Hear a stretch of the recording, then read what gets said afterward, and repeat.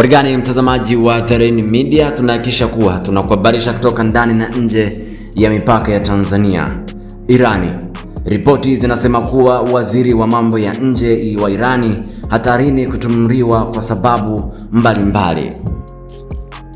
Mvutano wa kisiasa unaonekana kuongezeka ndani ya Irani baada ya taarifa kudai kuwa rais ametishia kumfukuza waziri wa mambo ya nje Abbas Araghchi kufuatia madai ya kuwepo kwa mawasiliano ya siri na back channel na Islamic Revolution Guard Corps IRGC.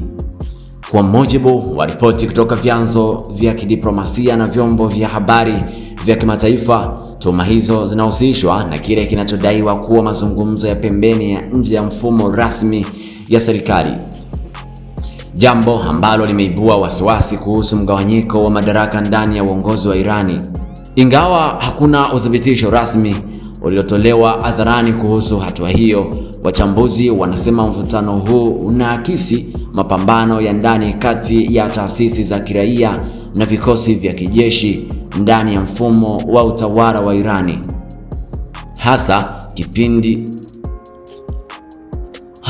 katika kipindi hiki ambacho nchi hiyo inakabiliwa na presha ya kimataifa kuhusu mpango wake wa nyuklia na mvutano wa kikanda. Na ni muda mchache baada ya waziri huyo wa mambo ya nje Abbas Araghchi ambapo aliwasili pale nchini Urusi kwa ajili ya mazungumzo na rais wa nchi hiyo Vladimir Putin.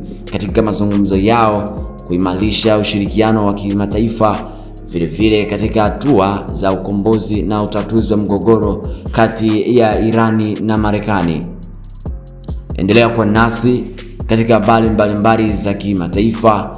Endapo utabonyeza alama ya kengele utazidi kuwa kwanza kupata habari kutoka nje na ndani ya mipaka ya Tanzania.